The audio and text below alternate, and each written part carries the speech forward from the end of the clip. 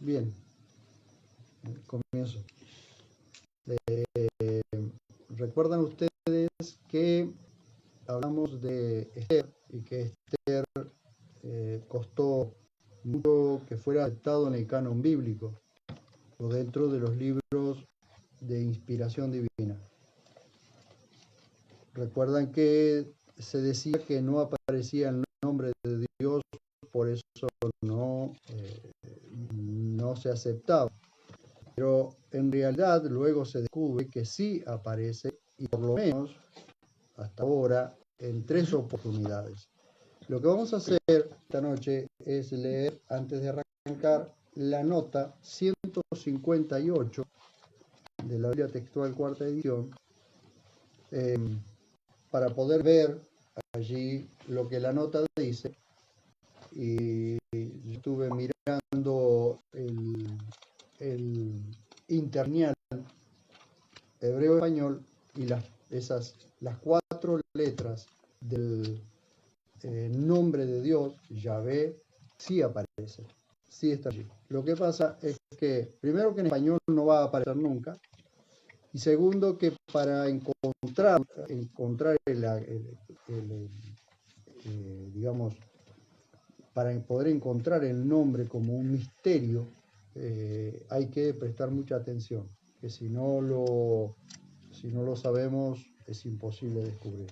Así que vamos a la nota 158. ¿Alguien puede leer, por favor, si tiene Esther por ahí? Abran el libro de Esther y leemos Esther 1:20, 5:4 y 7:7.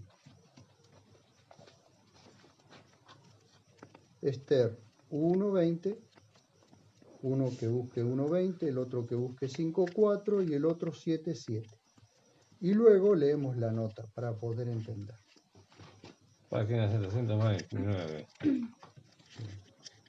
Ahí está el capítulo 1. Leo el 5:4. Bien. El que tenga el 1:20, lee. ¿Qué cosa? ¿Esto es? 1:20, 5:4.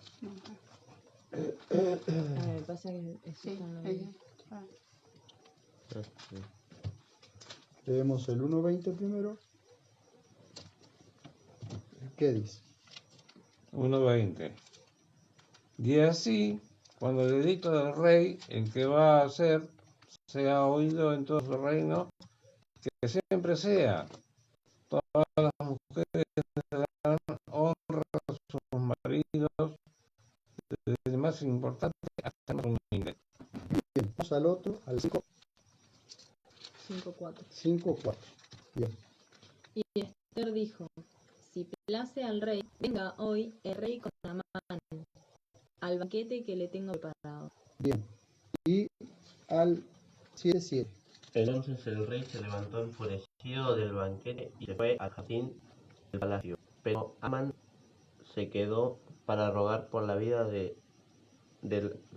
por su vida a la reina Esther, porque vio que ya estaba determinado el mal contra él de parte del rey. Bueno, ustedes lo observan en el castellano, es imposible descubrir que las 4 letras del nombre de Dios están allí. Así que para eso tenemos que trasladarnos al hebreo, pero también para trasladarnos al hebreo tenemos que conocer cuáles son las letras. Así que esas 4 letras están escondidas allí, están como un acróstico que tiene el nombre de Yahvé. Ahora vamos a la nota 158 y leemos, ya vimos los pasajes en el castellano, ahora vamos a ver qué dice la nota 158. ¿Quién quiera leerla? El tetragrama escondido. Esther es el único libro de la Biblia en el que el nombre de Dios no está registrado en ninguna de sus acepciones. Quizá porque a causa de la desobediencia de su pueblo, Deuteronomio 31, 16 al 18, si alguien lo quiere leer.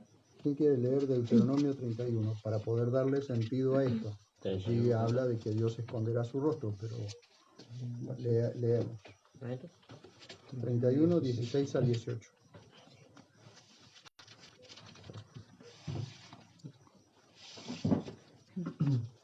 Y dijo Yahvé a Moisés: He aquí, tú vas a dormir con tus padres, y este pueblo se levantará y se prostituirá en pos de dioses extraños, los de la tierra en medio de la cual él está por entrar, y me abandonará y quebrantará el pacto que hice con él. Por lo cual mi ira será encendida contra él en aquel día, y los abandonaré y esconderé de ellos mi rostro de manera que serán consumidos. Y les sobrevendrán muchos males y angustias, y dirá en aquel día: ¿No será porque mi Elohim no está en medio de mí que me han alcanzado estos males? Pero ciertamente en aquel día esconderé mi rostro por todo el mal que habrá hecho, por haberse vuelto a dioses ajenos. Bien, para poder comprender eso, ¿qué es esa palabra? ¿Cómo podríamos llamar a esas palabras? ¿Palabras? Vale. No. Palabras Proféticas. proféticas. Palabras proféticas. Porque él está diciendo que esto va a suceder. Esto es lo que el pueblo va a hacer. Y cuando el pueblo lo haga, yo voy a esconder mi rostro. ¿Qué quiere decir esconder mi rostro? Que Dios va a seguir actuando, pero no se va a mostrar a ellos. De ninguna forma se va a mostrar a ellos. Entonces, ¿qué sucede? Llega el tiempo de la cautividad, cuando Israel y Judá abandonan a Dios, Dios permite que el enemigo los lleve cautivos. Eso es algo también hoy muy común, ¿sí? Que las personas abandonen a Dios y luego todas las cosas comienzan a suceder sobre la persona. Entonces, de esa forma esconde su rostro. ¿Por qué? Porque en el libro de Esther uno ve la providencia de Dios, que Dios está guardando al pueblo y todo, y que suceden cosas milagrosas, pero su rostro no, o sea, él no se da a conocer, ¿sí? Es como estar trabajando con él, con ellos, detrás de bambalinas, ¿sí? Como que es detrás de bambalinas, como en el teatro, detrás de las cortinas, hay alguien que está haciendo todo el trabajo, pero no se ve. Esto es lo que sucede con Dios en el libro de Esther. Ahora bien, continuamos con la nota. Quizá porque a causa de la desobediencia de su pueblo, él quiso esconder su rostro. Sin embargo, los hechos que allí describen el fracaso del plan de Amán para exterminar a los judíos muestran cómo el Dios de Israel actuaba providencialmente a su favor. Así, entrelazado en un contexto profético, el nombre personal de Dios se devela como peculiar acróstico. En 1.20, las palabras que forman el acróstico son y Bekol, Hanashim y Shidenu. El reino, el reino, todas las mujeres darán. Y muestran inversamente el tetragrama. En 5.4 el acróstico está formado por Shabo, Hamelek, Behaman, Hashom. Vendrá mañana el rey y Amán, leyéndose al inicio de cada palabra. En 7.7 las palabras Ki, Kalta, Elaib, Arán, Ará, está determinado el mal contra él. Muestran el nombre personal de Dios con sus letras al final de cada palabra. ¿Cuál es el propósito de codificar en el texto sagrado esta y otras informaciones? Bueno, ahí nos lleva a la nota 143. Uh-huh. Puede que se trate del autógrafo del autor. Su modo de asegurarnos que en estos particulares tiempos de dudas, en que el materialismo científico parece haber alcanzado su apoteosis, guiados como hemos sido hasta el borde del más radical escepticismo, él es precisamente quien dice ser, en esas páginas inefables, infalibles y exactas que su amor nos ha legado. Bien, como hoy para muchos el rostro de Dios se esconde porque no se da a conocer, sin embargo su providencia sigue estando vigente, ¿sí? Por eso ustedes van a ver muchas veces que en sus vidas suceden cosas o no suceden cosas que alguien las hizo o alguien las permitió, pero pero eso no significa que ustedes que siempre puedan ver que es la mano de Dios. O sea, hay gente que no conoce nada de Dios. Hola, ¿cómo estás? Que no conoce nada de Dios, pero sin embargo la providencia de Dios hace que a la persona le sucedan ciertas cosas, buenas o malas, que pueden ser permitidas por Dios. Eso sigue siendo hoy, el libro de Esther es una forma de mostrarnos a nosotros que Dios sigue actuando aun cuando no se muestre. ¿Bien? Bien, ahora sí, vamos a la cartilla y ya arrancamos. Arrancamos con la página 12, donde dejamos el otro día, y ya ahora vamos a hablar un poquitito de la Septuaginta, algo que ustedes tienen también que conocer, porque en algún momento de su transitar como cristianos se van a encontrar con esta... o se van a encontrar con esta traducción, o se van a encontrar con el dilema de saber qué es. Así que lo que yo quiero hoy es que ustedes sepan qué es la Septuaginta, o la versión de los 70 se le llama también, ¿sí? Aunque eran 72, pero se redondea como 70, ¿sí? Bien. Hablemos del canon griego llamado Septuaginta. Recuerden, ¿por qué se llama canon griego? Porque es la traducción griega del hebreo del viejo pacto. ¿Bien? Alguien que lea, por favor, el párrafo donde comenzamos con la Septuaginta. La primera colección propiamente dicha que se formó de los libros sagrados hebreos fue al prepararse una versión griega de ellos, la que recibió el nombre de versión de los 70 o Septuaginta. Desde muy antiguo se había establecido en Egipto una numerosa colonia judía, especialmente con la inmigración en masa tras la caída de Jerusalén en manos de los babilonios, 587 a.C. Los centros más importantes de emigrados judíos eran Elefantina y Alejandría, sobre todo esta última. La biblioteca de Alejandría era un verdadero emporio de la sabiduría y la literatura. Los judíos, al cabo de varias generaciones, conocían el hebreo solo con una lengua litúrgica, y más sentían la necesidad de poseer en su lengua cotidiana, el griego, los tesoros de la literatura judaica, entrañablemente religiosa, comenzando con la Torá y siguiendo con los demás libros que la tradición tenía por sagrados, en que la historia y la religión de su pueblo estaban tan indisolublemente vinculados. Este anhelo fue el origen y la motivación para la versión Septuaginta. Bien, explico un poquitito esto. ¿Recuerdan ustedes cuando Babilonia ataca, el imperio babilónico ataca Jerusalén? Jerusalén es sitiada por 2 años. Allí es donde Jeremías está escribiendo, y luego del ataque, luego de la caída de Jerusalén, Jeremías escribe Lamentaciones, que está junto a Jeremías. Pero luego es llevado a Egipto. Muchos hebreos son trasladados a Egipto, o se van a Egipto, huyen a Egipto. Entonces en el 587 más o menos huyen a Egipto, o sea, para huir del ataque de los babilonios. Y allí se forman 2 colonias como Elefantina y Alejandría. Después la escuela de Alejandría es una escuela sumamente conocida en cuanto al idioma griego y el idioma hebreo. Y allí nace la escuela de Alejandría.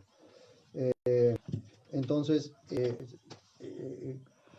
toda esa gente, todos esos hebreos, ya no hablaban casi, sus generaciones siguientes no hablaban casi el hebreo o su propio idioma, sino que hablaban griego. Muchos hablaban griego.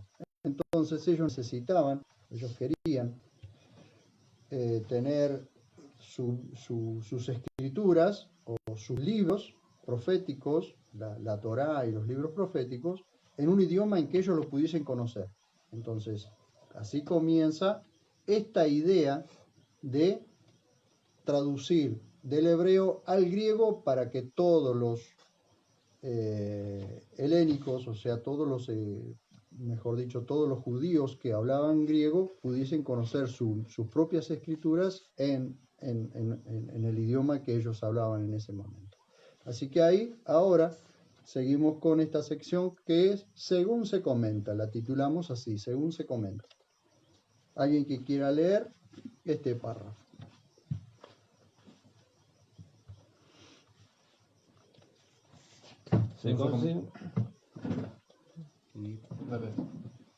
Se consigna particularmente en la llamada Carta de Histias, probablemente de fines del siglo II a.C. Según ella, Ptolomeo II, Filadelfo, que reinó en Egipto de 285 al 246 a.C., ordenó, por sugerencia de su bibliotecario, Demetrio Fidelio, que se hiciera la traducción. Por instrucciones del rey, uno de sus funcionarios, llamado Aristias, viajó de Alejandría a Jerusalén para pedir al sumo sacerdote Eleazar que enviara un equipo de traductores. El dignatario judío habría mandado entonces 72 ancianos, los cuales en 72 días, trabajando por separado, habían producido una versión unánime. Pero la carta de Aristias se refiere solo a la traducción del Pentateuco. Josefo, al considerar el relato, dice que el traducido fue la ley o las leyes, lo cual parece confirmarlo. Antigüedades. Libros. 11º, 2 y 3. La traducción recibió el nombre de Septuaginta o de los 70, tomando esta cifra redonda en vez de los legendarios 72. Bien, explico esto. En 72 días era imposible que todo el viejo pacto fuese traducido, así que cuando dice que fueron traducidos, fue traducido la Torá, es decir, los 5 primeros libros, del hebreo al griego. Luego de ahí sí comenzó otra etapa donde fueron siendo traducidos los demás libros y los profetas y los salmos y todo eso. Pero hasta aquí tenemos los 5 primeros libros traducidos ya, y la gente puede tener la Torá, los de habla griega pueden tener la Torá en su propio idioma. Vamos entonces al siguiente párrafo, se completa la obra. ¿Quién quiere leerlo? Después se hizo extensivo a toda la versión, que se completa hacia 150 a.C., como se deduce del prólogo al Eclesiástico 132 a.C., que se hace alusión indirecta a ella. No sabemos quiénes fueron los traductores que hicieron el trabajo, pero habiendo tardado unos 100 años, es claro que la labor se fue haciendo gradualmente y por diversos individuos o grupos, trabajando al parecer cada uno por su lado. Esto se echa de ver por la diferencia de estilo y de calidad que se advierten en el griego usado y en la manera de traducir. Bien. Ahora ustedes se van a dar cuenta porque que de la Septuaginta lamentablemente hay varias traducciones, o sea, varias versiones y lamentablemente a veces se dispersa un poco lo que realmente es. Pero bueno, se logra encontrar que hay una traducción que es muy, que es la más ¿cómo podríamos decir? La más fiel al hebreo. Y acá dice otras traducciones. Aquila, esta es otra de las traducciones, pero siempre sobre la Septuaginta. producida en el 128 después de Cristo, extremadamente literalista. Su fin era expresar en griego las minucias de la lengua hebrea. Teodosión lo asocian con Éfeso. Parece haber producido hacia fines del siglo II una versión que no es más que una revisión de una revisión. Fíjense ustedes cómo meten la mano hasta en las escrituras. Aunque no hay acuerdo alguno, creen que era palestino y nada menos que Jonathan ben Uziel, autor de la recensión Caige. Simaco produjo hacia fines del siglo II o principios del siglo III una versión tanto elegante como idiomática. Fíjense ustedes como cada uno hace una versión más o menos diferente de lo que es el original. Traducciones de la Septuaginta a otros idiomas. A ver quién quiere leer ¿No te esto. faltó Simaco? ¿Mm? ¿Cuál está? La Septuaginta fue traducida a su vez por los primeros cristianos a los idiomas latín, siriaco, copto, árabe, armenio, etíope, gótico y georgiano. Después de la Septuaginta, la traducción más antigua e importante de las escrituras hebreas que se conoce es la siríaca, usada por la iglesia siríaca, descrita desde el siglo IX, ¿puede ser? Como la pesita. Siriaco, cita. Cita. A traducción sencilla. Claro, traducción sencilla significa esto, peshita o cita, ¿sí? Que es una traducción de la traducción griega. Eso no es otra cosa que una traducción de la traducción griega. Porque no está traducido del hebreo directamente, sino está traducido del griego. Bien. Ahora sí, vamos entrando a la formación del canon del nuevo pacto. ¿Mm? Ahora sí. ¿Quién quiere leer? El cristianismo hace notar el C.F. Evans.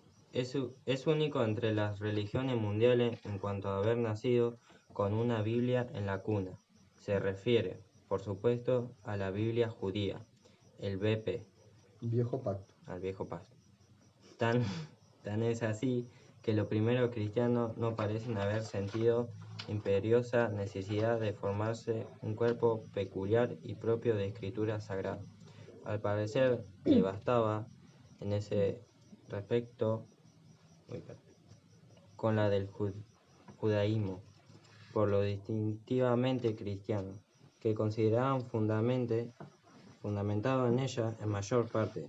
Se atenían principalmente a la preservación oral en un principio de las palabras de Jesús y a la predicación y testimonio de los apóstoles. De viva voz, primero y pronto después. No, me salté. Pronto después también por transmisión oral de quienes lo habían escuchado personalmente. No parecen haber pensado en tener su propia y diferente Biblia, o siquiera una Biblia complementaria. Más tarde, o sea, a partir del siglo II, aceptaron como normativos los criterios de los padres de la iglesia, griegos y latinos, que a su vez fundaban su enseñanza en los dichos de Jesús y la tradición apostólica, hasta donde le habían llegado de fuentes que se iban haciendo cada vez más remotas. Pero la iglesia primitiva se enfrentaba, desde luego, con el problema de que esos criterios patrísticos no eran uniformes y más aún a veces resultaban conflictivos. Bien, para poder entenderlo de forma sencilla, el problema de la tradición oral o de la transmisión oral es que muchas veces se tergiversan las cosas. Por eso Jesús dijo, ¿no habéis leído? ¿No está escrito? ¿Por qué? Porque una cosa es la tradición oral y otra cosa es lo escrito. Lo escrito tiene fundamento como documento. Sin embargo, las palabras se las lleva el viento. Ese es el tema. Entonces, Jesús siempre llevó a sus discípulos a lo escrito, a lo leído. no tanto a las tradiciones. Por eso vieron tradiciones patrísticas, es decir, se trasladaban tradiciones de una generación a otra y en muchas oportunidades eran conflictivas porque uno decía una cosa, otro decía otra y chocaban.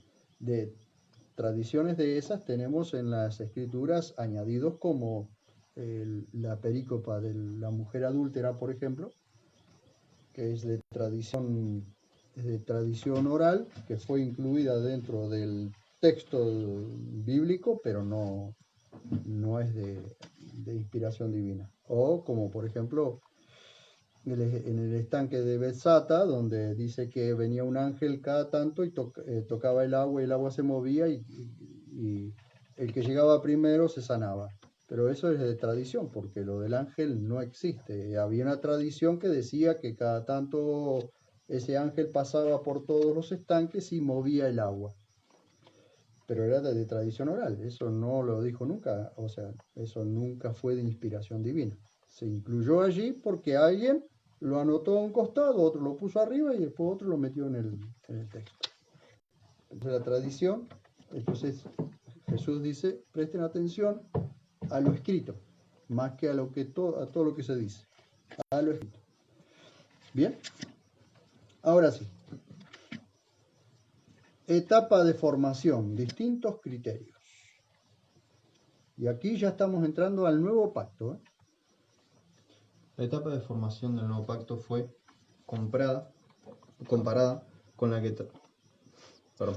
La etapa de la formación del nuevo pacto fue comparada con la que tardó en formarse el viejo pacto, relativamente breve. Duró.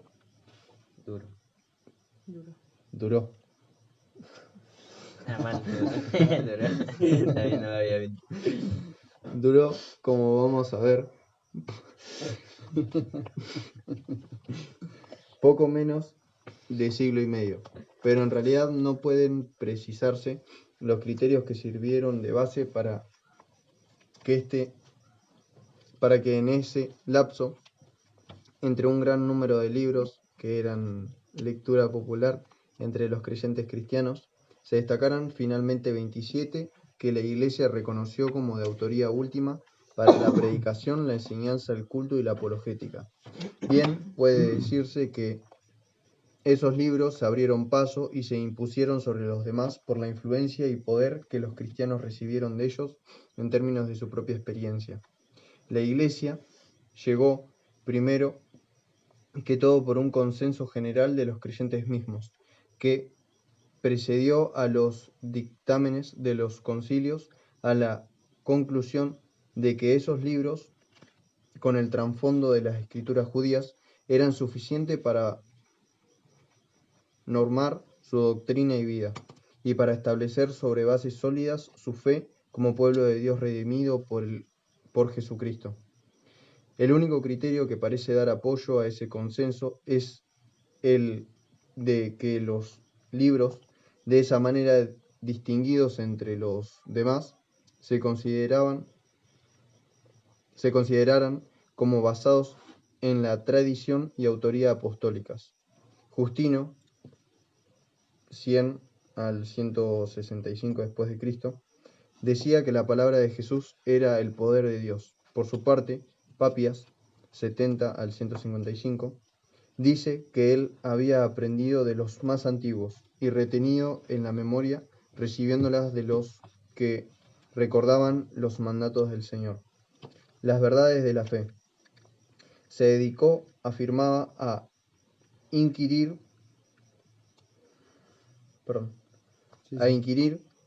qué decían y predicaban los apóstoles y demás discípulos de Jesús. Pues yo estimaba, declara, que no podría sacar tanta utilidad de la lectura de los libros como de la viva voz de los hombres todavía sobrevivientes. Puede considerarse también como suplementario de ese criterio el uso de congregaciones cristianas consideradas como profesantes ortodoxas de la nueva fe, y que servían de ejemplo y guía a otras en cuanto a la aceptación o repudio de los libros, porque en cuanto a los escritores del que llegaría a ser nuestro nuevo pacto, el único que parece haber atribuido a su libro la autoría de la escritura sagrada e inalterable como se diría después, canónica, es el autor del Apocalipsis. Se trata del quizás más tardío de los escritos neotestamentarios, y tal vez su autor lo consideraba de tal rango porque en él se limitaba a consignar por escrito las palabras del Señor y otras revelaciones que le habían sido comunicadas en visiones inspiradas por el Espíritu.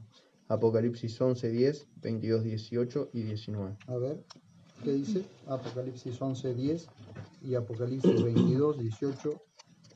Y los que habitan en la tierra se regocijan sobre ellos y celebran, y se enviarán regalos unos a otros, porque ellos atormentaron a los que habitan sobre la tierra. Ese es Apocalipsis 11:10. Ujú. Y 22. 22:18. Yo testifico a todo el que oye las palabras de la profecía de este rollo. Si alguno añadiera a ellas, Dios le añadirá las plagas escritas en este rollo. Bien. El 19 es también. 19. Y si alguno quitara de las palabras del rollo de esta profecía, Dios quitará su parte del árbol de la vida y de la santa ciudad de las cosas escritas en este rollo. Bien. Hay muchas, o sea, todas las cosas que están en el Apocalipsis no se pudieron haber escrito si no fuese por inspiración del Espíritu Santo y en visiones proféticas.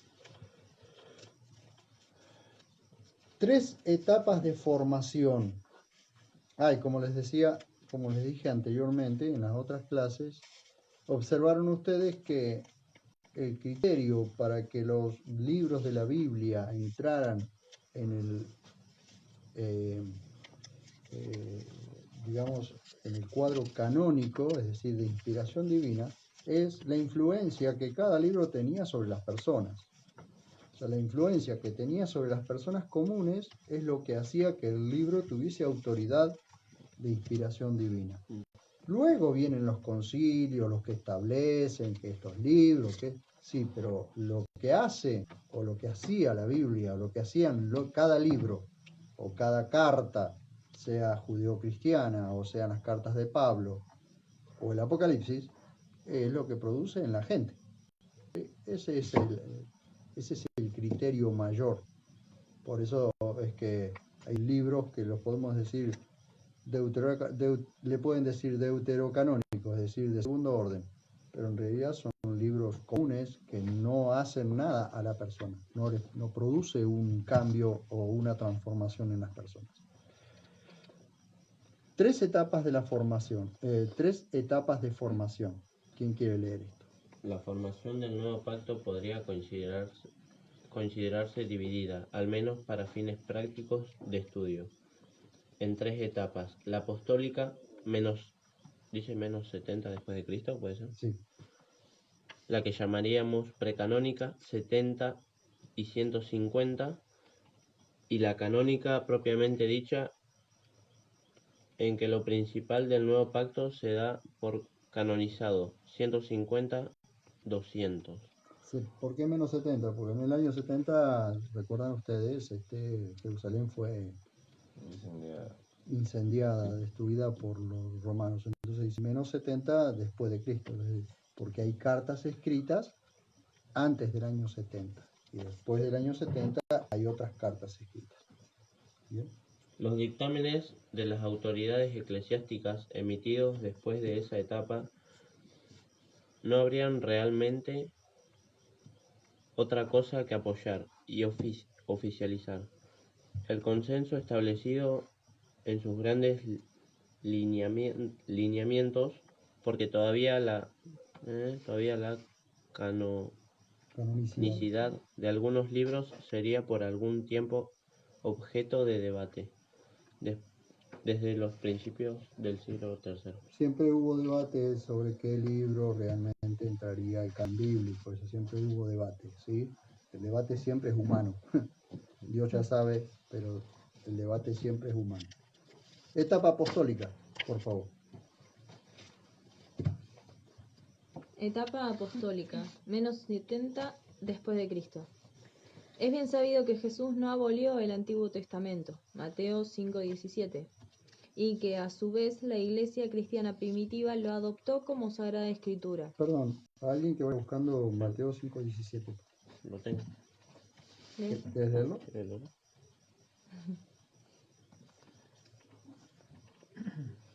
No penséis que vine a abrogar la ley o los profetas. No vine para abrogar, sino para cumplir.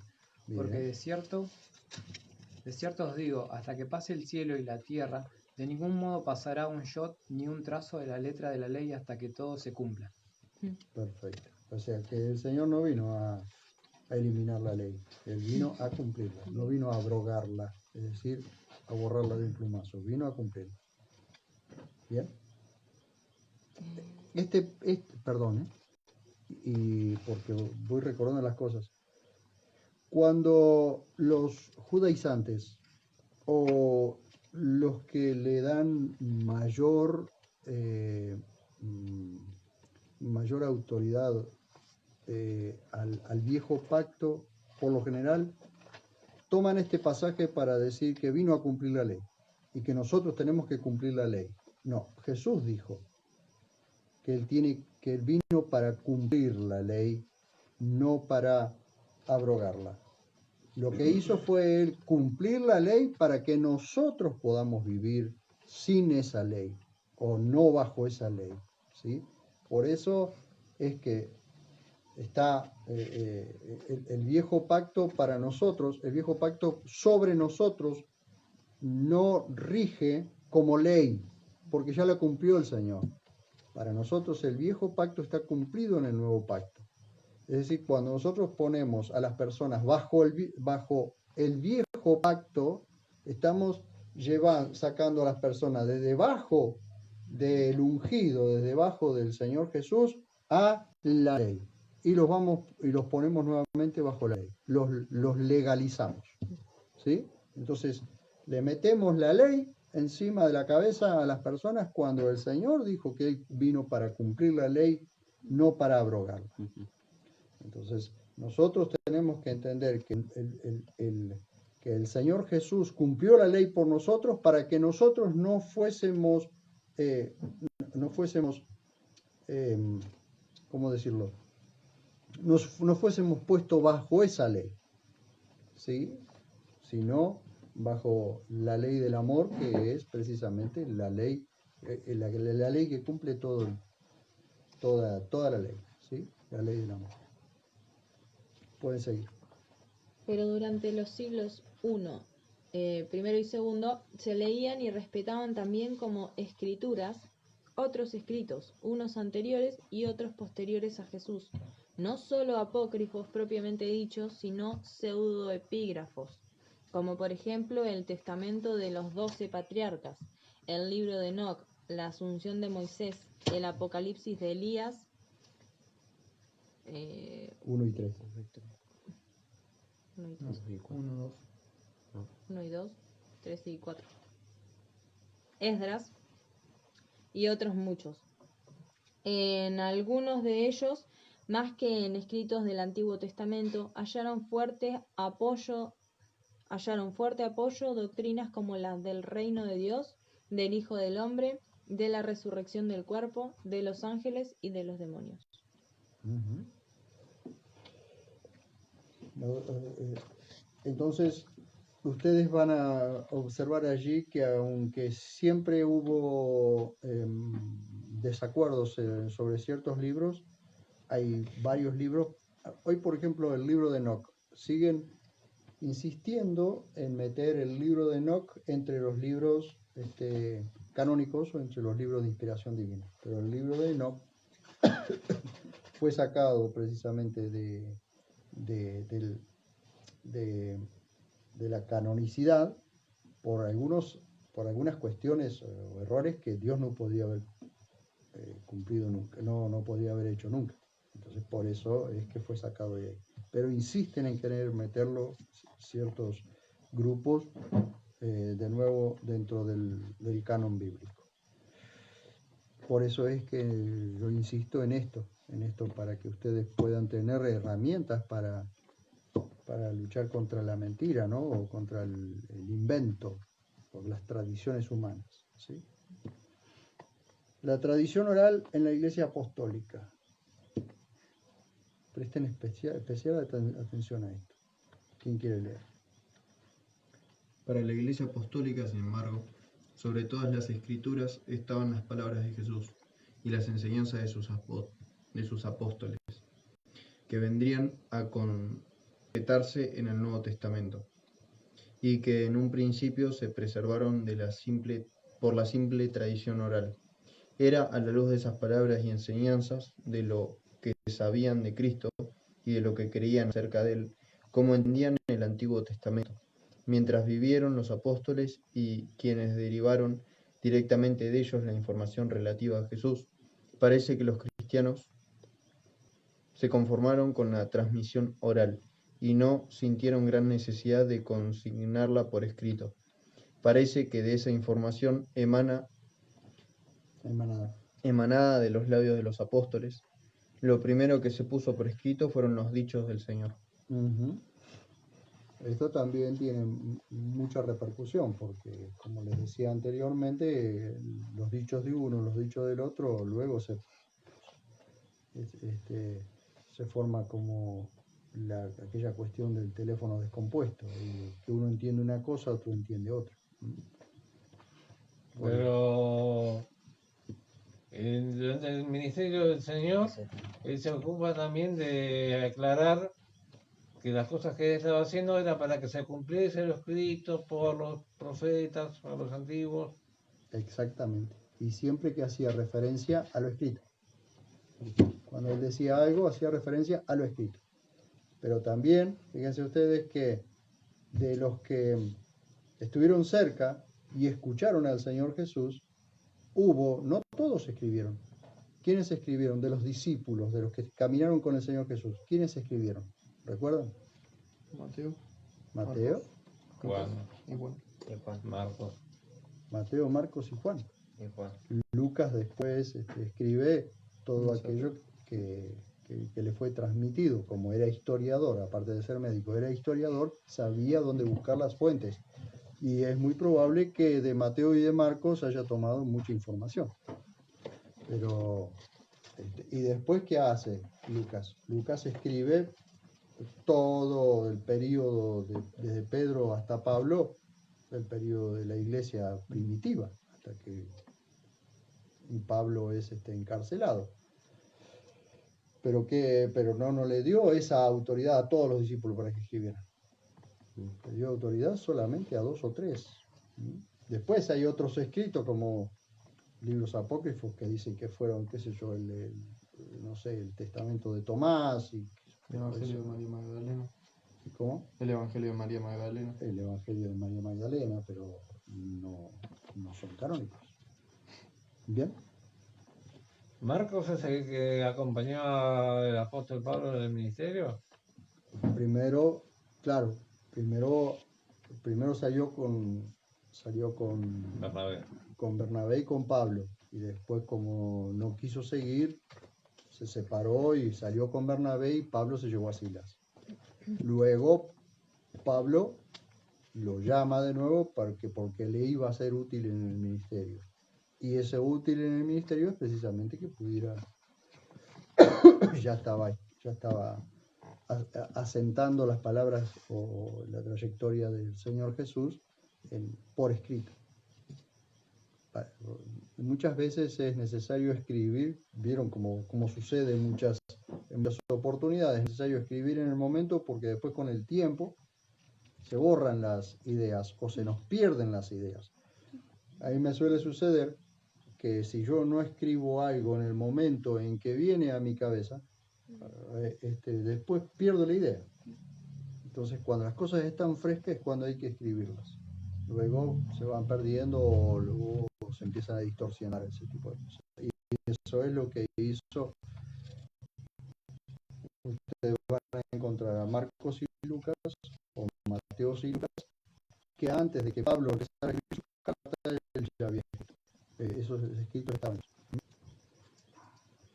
De hecho, parece que Mateo tomó como base a Marcos en sus escritos. ¿Bien? Primer escrito, la logia. A ver.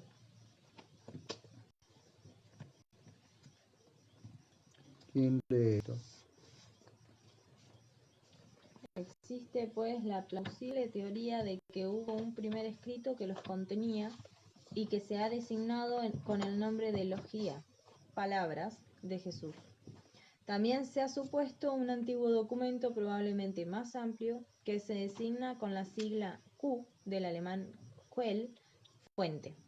Estos documentos, según dicha teoría, habrían sido utilizados por los evangelistas sinópticos para la composición de sus respectivos evangelios. Si bien es una teoría, ¿recuerdan ustedes que hay una parte, no sé si ustedes se acuerdan, pero hay una parte que Pablo dice, se refiere a las palabras del Señor Jesús, cuando dice, más bienaventurado es dar que recibir, ¿se acuerdan? Hay una parte en una de las cartas, no recuerdo ahora en dónde, pero dice, más bienaventurado es dar que recibir. Según las palabras del Señor, Pablo dice, según las palabras del Señor, más bienaventurado es dar que recibir.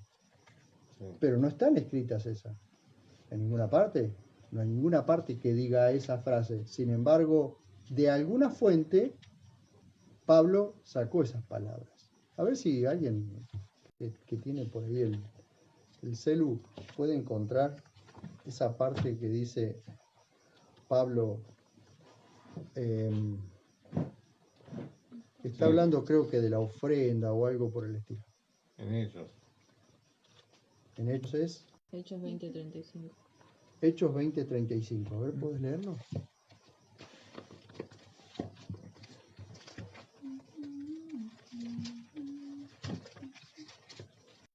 Dice, en todo os mostré que, trabajando así, es necesario socorrer a los débiles y recordar las palabras del Señor Jesús, pues Él mismo dijo, más bienaventurado es dar que recibir.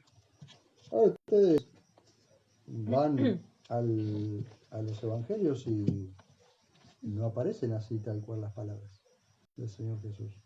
Pero alguna fuente conocía Pablo, porque Pablo no estuvo con el Señor Jesús como discípulo caminando con él. ¿Y de dónde sacó esas palabras? Más bienaventurado dar que recibir. Así como lo dijo el Señor Jesús. De alguna fuente lo sacó. O una fuente oral, o puede ser una fuente escrita como esta. Por eso puede ser esa teoría. Bien. Ahora, observemos esto. ¿Por qué reprendió Pablo a Pedro? A ver, ¿por qué reprendió Pablo a Pedro? ¿Quién quiere leer este párrafo? En cuanto a la autoridad que se le asignaba a la tradición apostólica, no se consideraba que emanara simplemente por provenir de los apóstoles en su carácter de tales. Su autoridad estribaba en el hecho de haber sido testigos personales de lo que enseñaban sobre Jesús. Juan 1:14, primera de Juan 1:1 al 3. A ver, vaya buscando mientras él sigue leyendo. 1:14 dice, Está bien. y el Logos se hizo carne y tabernaculizó entre nosotros y contemplamos su gloria, como del unigénito del Padre, lleno de gracia y de verdad. Y ustedes van a 1 de Juan 1:1 al 3 y dice casi lo mismo. Observen ustedes. Lo que era desde un principio, lo que hemos oído, lo que hemos visto con nuestros ojos, lo que hemos contemplado y palparon nuestras manos acerca del verbo de la vida, porque la vida fue manifestada y la hemos visto, y damos testimonio y os anunciamos la vida eterna, la cual estaba ante el Padre y nos fue manifestada. Lo que hemos visto y oído os lo anunciamos, para que también vosotros tengáis comunión con nosotros, y nuestra comunión verdaderamente es con el Padre y con su Hijo Jesucristo. Bien. Observen ustedes, testigos personales o testigos presenciales. ¿Sí? A ver, Juan, el Evangelio de Juan, o el Evangelio según Juan, Primera de Juan, Segunda de Juan, Tercera de Juan y Apocalipsis son escritos por el mismo Juan. No es Juan el Bautista, sino Juan el discípulo, que había sido primero discípulo de de Juan el Bautista, y luego fue Juan, fue discípulo del Señor Jesús.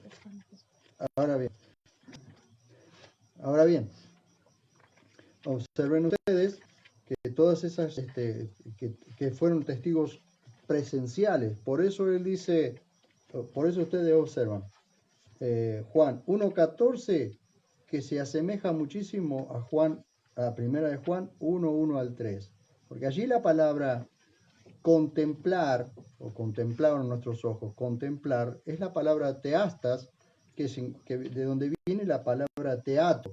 ¿Qué es lo que uno hace en el teatro? Contempla, se sienta y contempla toda la escena. Entonces lo que Juan está diciendo es que sus ojos contemplaron no solo todo lo que el Señor hacía, sino quién era el Señor Jesús. Él contempló al Señor Jesús.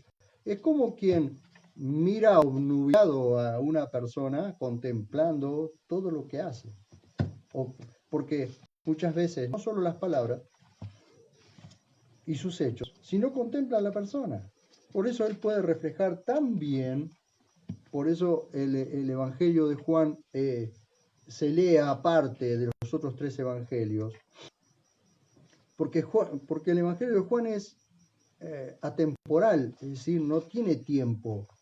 Sin embargo, los otros 3 son sinópticos, se tienen que leer juntos porque todas las cosas allí están encuadradas, pero Juan no. Juan muestra a la persona del Señor Jesús, muestra a la persona del ungido, lo que él contempló con sus ojos, lo que palparon sus manos, porque él estuvo cerca. Recuerdan ustedes que el único que estuvo a los pies de la cruz y que a quien Jesús le dijo, hijo, aquí tu madre, y madre, aquí tu hijo. Desde ese día la recibió en su casa. ¿A quién le confió? A Juan. ¿Por qué le llamaba el discípulo amado? Porque era el que contempló al Señor Jesús. Y el que pudo decir, mis ojos contemplaron eso.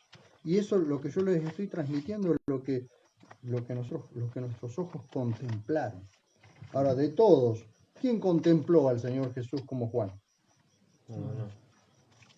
Ninguno. ¿Por qué? Porque era el que más cercanía tenía. Entonces, fíjense ustedes, en cuanto a la autoridad que se le asignaba a la tradición apostólica, no se consideraba que emanara simplemente por provenir de los apóstoles en su carácter de tales. Su autoridad estribaba en el hecho de haber sido testigos personales de lo que enseñaban sobre el Señor Jesús. Pero todavía sobre su autoridad estaba la autoridad de las palabras de Cristo, la verdadera índole o la verdad del Evangelio. ¿Por qué? Porque el Señor Jesús era el Evangelio mismo.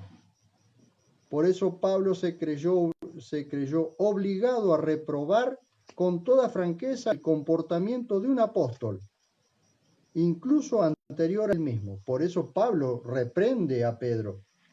Pedro, cuando le pareció que anterior a él mismo, Pedro, cuando le pareció que ese comportamiento difería del Evangelio. Gálatas 2, 11 y 14. A ver quién puede leer. La adjudicación de la justicia, dice. Pero cuando Cefas fue a Antioquía, me opuse a él cara a cara, porque era digno de condenar. Porque antes de llegar algunos de parte de Jacobo, comían con los gentiles, pero cuando llegaron se retraía y comenzó a apartarse, temiendo a los de la circuncisión. Y los demás judíos se reunieron a él en su insinceridad o hipocresía. De tal manera que hasta Bernabé fue arrastrado por la hipocresía de ellos. Pero cuando vi que no andaban rectamente conforme a la verdad del Evangelio, dije a Cefas, delante de todos, si tú, siendo judío, vives como gentil y no como judío, ¿cómo obligas a los gentiles a vivir como judíos? ¿Ven? ¿Por qué Pablo reprende a Pedro, siendo que Pedro era anterior a él? Pedro caminó con Jesús. Pablo no caminó con Jesús. Pablo pudo haber visto la crucifixión, pero no caminó con Jesús. O pudo haber estado de lejos mirando, pero no caminó con Jesús. Sin embargo, a la hora de tener que reprender las actitudes de Pedro, ¿por qué lo reprendió? Porque entendió que el Evangelio de Jesús no tenía nada que ver con, o difería, es decir, no coincidía lo que Pedro estaba haciendo con el Evangelio de Jesús. No coincidía. Entonces, por eso pudo reprenderlo. Entonces, ¿conocía a Jesús? ¿Conocía a Pedro el Evangelio de Jesús? Claro que lo conocía. ¿Sí? Bien. En Pablo tuvo principio el nuevo pacto. Es decir, en la vida y la acción del apóstol Pablo tuvo principio el nuevo pacto. A ver, ¿quién quiere leer? Los escritos cristianos más antiguos que conocemos son de esta etapa, las cartas de Pablo. Por supuesto, este apóstol, en quien puede decirse que tuvo principio el nuevo pacto, jamás pensó que sus escritos llegarían a considerarse a la par de la Escritura. La primera de sus cartas es con toda probabilidad la primera a los tesalonicenses, escrita en Corinto, hacia el 51 después de Cristo. Las fechas no son seguras y hasta se discute si todas las cartas que aparecen con su nombre fueron realmente escritas por él, sin entrar en esta discusión hasta cierto punto ajena al propósito de este trabajo. Simplemente consignamos los datos y fechas comúnmente aceptados. Podría ser Gálatas la primera y luego Tesalonicenses. Tras la carta citada vendría Segunda Tesalonicenses, hacia el año 52. Gálatas, Primera Corintios y Romanos entre el 53 y 58. Colosenses, Efesios, Filipenses, Filemón, ¿es ese? Sí. Desde su cautividad en Roma entre 61 y 64. Primera Timoteo y Tito, hacia el 65. Segunda Timoteo, desde Roma hacia 66 o 67. Las cartas no paulinas parecen ser más tardías, de manera que no pertenecen propiamente a esta etapa. Las cartas no paulinas son las judeocristianas. Cartas universales. ¿Mm? O cartas universales. O cartas universales. Observarán entonces una discusión que hubo por mucho tiempo, es si Gálatas o Primera de Tesalonicenses fue escrita primero. Entonces, pero entre esa discusión, bueno, quedó Gálatas, por lo menos en la Biblia textual cuarta edición, quedó Gálatas como primero, ¿no? Ahora, observen ustedes algo que solamente se puede observar por consideración. Fíjense ustedes el crecimiento de las personas, la maduración de las personas. Si ustedes observan al apóstol Pablo escribiendo Gálatas y observan ustedes al mismo apóstol Pablo escribiendo Efesios, Filipenses o Colosenses o Romanos, ustedes ven el crecimiento, la maduración en el conocimiento de la verdad. Porque Gálatas es una carta sencilla, simple, apresurada, porque es una carta que Pablo tiene que escribir por una ansiedad espiritual que tenía, porque se estaban metiendo los judaizantes en las iglesias cristianas. Entonces envía esa carta a Galacia para que fueran advertidos aquellos que estaban siendo judaizados, llevándolos nuevamente a la ley, lo que les hablaba hoy al principio, poniéndolos nuevamente, sacándolos de debajo de la libertad con que Cristo los había libertado, poniéndolos bajo la ley nuevamente. Entonces Pablo le manda esa carta a los de Galacia para que sean advertidos. Y por eso dice que reprende a Pedro. Pablo reprende a Pedro. Porque no estaba viviendo conforme al evangelio que había conocido, sino ahora estaba volviéndose a la ley, bajo la ley mosaica. Entonces, por eso dice, vivan con la libertad con que Cristo los libertó. Eso es lo que yo muchas veces, no solo discuto, sino cuestiono. El Señor Jesús nos hace libres para que nosotros seamos libres y que podamos vivir la libertad con la que Él nos ha libertado.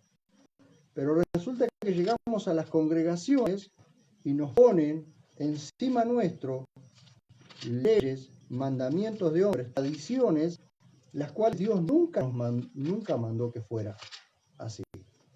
Entonces en las congregaciones nos hacen esclavos de aquellas cosas de las cuales el Señor Jesús nos hizo libres. Y volvemos a la esclavitud. Volvemos a ser esclavos y volvemos a tener que practicar las cosas de aquellas que el Señor Jesús nos hizo libres.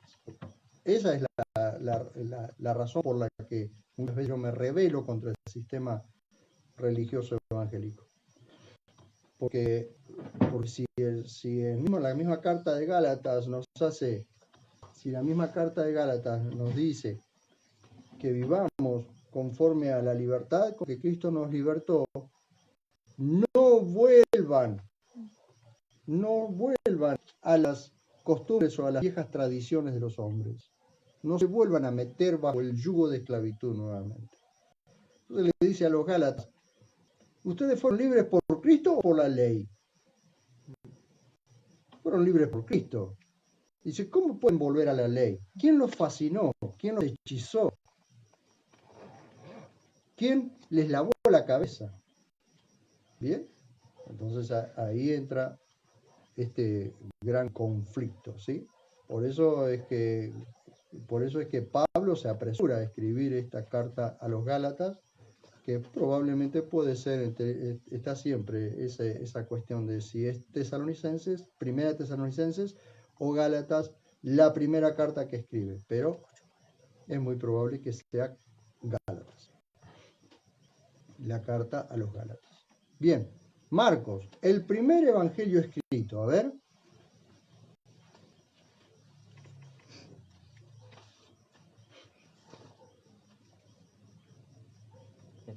¿Quién quiere leer? Marcos, el primer evangelio escrito. Parece fuera de duda que el evangelio de Marcos fue el primero que se escribió los 4 del nuevo pacto. No puede, sin embargo, precisarse la fecha.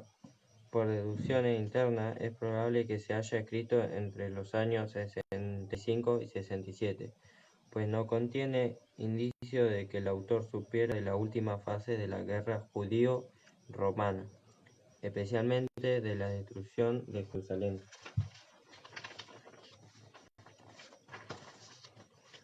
Ocurría, como se sabe, en el año 70. Marcos, desde luego, no era realmente apóstol, pero el evangelio que lleva su nombre se aceptó, porque, según la tradición, en dicho escrito se habían recogido las memorias de Pedro, que murió en el año 65.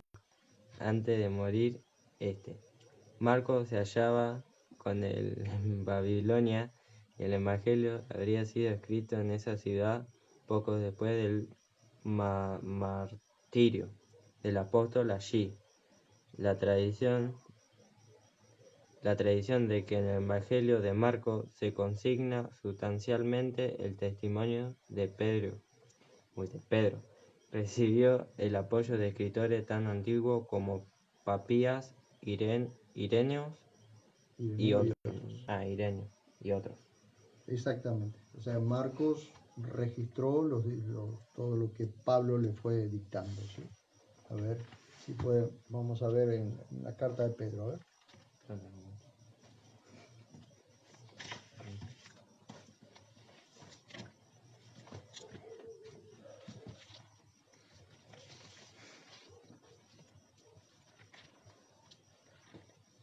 La carta de Pedro, la primera, a ver si en la primera o en la segunda, ya les digo.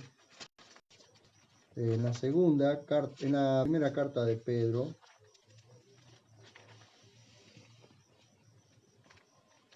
Dice, por medio de Silvano, nuestro fiel hermano, según yo lo conceptúo, os he escrito brevemente, exhortándoos y testificando que esta es la verdadera gracia de Dios. Estad firmes en ella. La coelecta, es decir, hablando de la iglesia, ¿no? La coelecta que está en Babilonia, o la iglesia que está en Babilonia, y Marcos, mi hijo, es decir, un hijo espiritual, ¿no? Mi hijo, os saludan. Saludaos unos a otros con ósculo de amor, paz a vosotros, a todos vosotros los que estáis en Cristo. Bien. Algunos dicen que que Babilonia, acá no se refiere a Babilonia en sí, la ciudad. Recuerden que el imperio babilónico había caído, pero la ciudad de Babilonia todavía existía. La ciudad como ciudad existía. Así que tranquilamente pudo haber estado en Babilonia junto con Marco, ¿sí? Y otros dicen que cuando se refiere a Babilonia se refiere a la iglesia que está en el mundo, o Babilonia está considerado como el mundo. Pero, bueno, está muy dividido el pensamiento. Algún día sabremos si Pedro estaba en Babilonia en sí o estaba en algún lugar que no era, y llamó Babilonia al mundo, ¿sí? Yo, personalmente, y esto me hago cargo, él tuvo que irse a Babilonia con Marco. Y de allí escribió esta carta. Pero bueno, es mi pensamiento y puedo estar equivocado. ¿Cuál es la cita que leíste? Primera de Pedro. Apocalipsis. No. Primera de Pedro Porque no está en la 5. cartilla. No. Primera de Pedro 5, 12. 12 en adelante. Primera de Pedro 5, 12 en adelante. Bien. Marcos, el primer evangelio escrito. Y ahora vamos a Mateo y Lucas.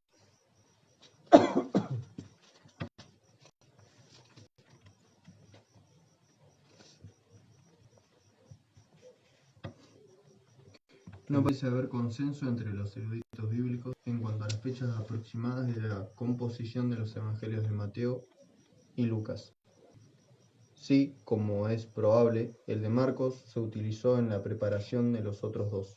Esto debe de haber sido antes o alrededor del año 70.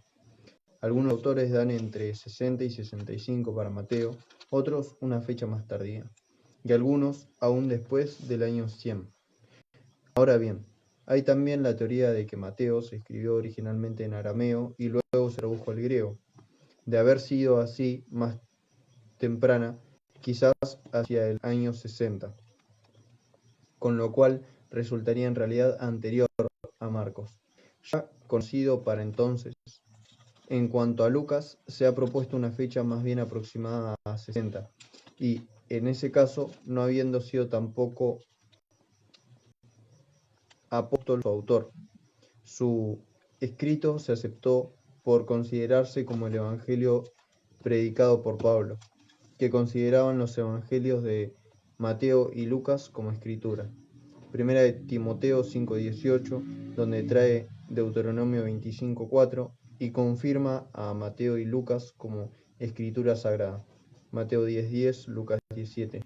Muy probable, con todo, que los tres sinópticos se conocían ya, por lo menos antes del año 80. Según parece, la primera colección de evangelios reunía estos tres y apareció hacia principios del siglo II. Bien, vamos a leer estos pasajes porque van a entender allí por qué Pablo ya considera a Mateo y Lucas como escritura. Pues vamos a leer el pasaje de 1 de Timoteo 5:18, lo vamos a comparar con Deuteronomio 25:4 y confirmándolo con Mateo 10:10 y Lucas 10:7. Y dicho sea de paso, esto que coloco aquí es lo que decían, es lo que dicen muchos, ¿sí? Que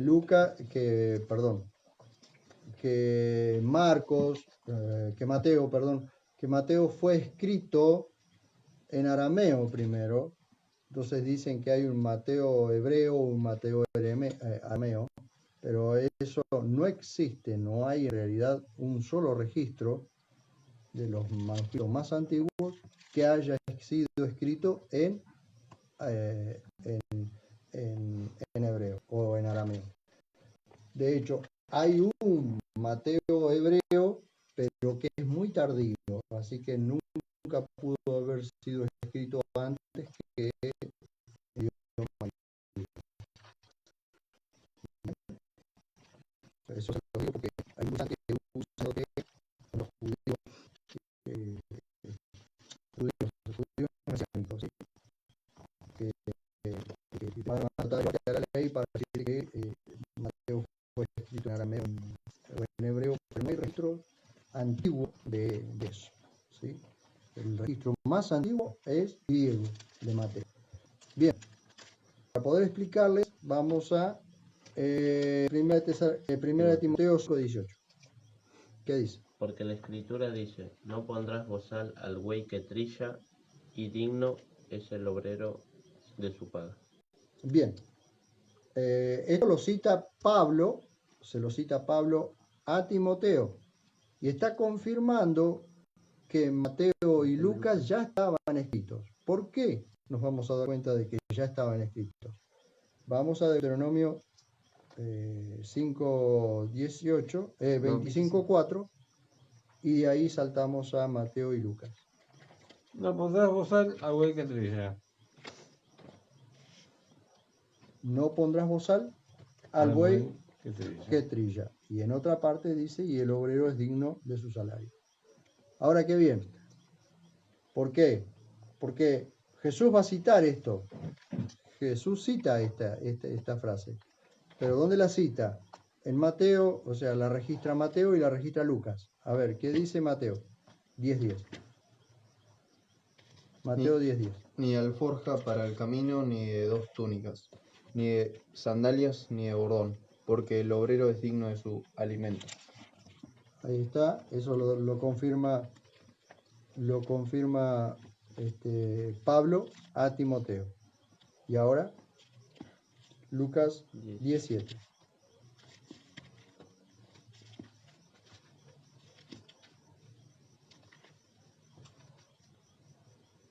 ¿Quién lee? Lucas 17. Y posar en aquella misma casa, comiendo y bebiendo lo que sea de parte de ellos, porque el obrero es digno de su paga. Bien. Por ahí con diferentes palabras, pero dice lo mismo. ¿Sí? Claro. El obrero es digno de su paga. El obrero es digno de su salario. ¿Sí? No pondrás bozal al buey que trilla. ¿Qué significa eso? ¿Alguien sabe qué significa eso? Atención, atención, atención. ¿Qué significa eso? No pondrás bozal al buey que trilla.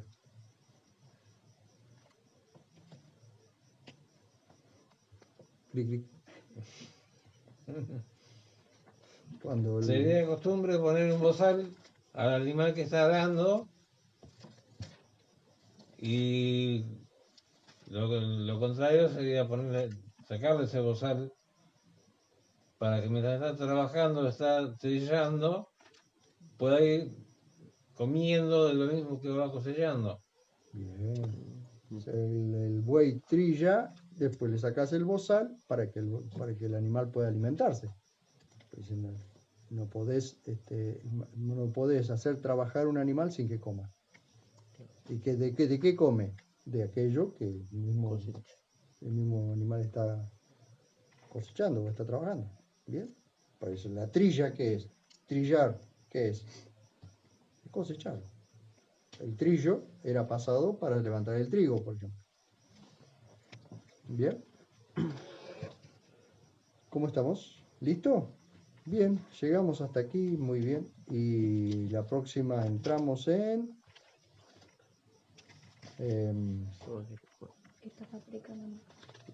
página 16, etapa precanónica. Muy bien. Gracias.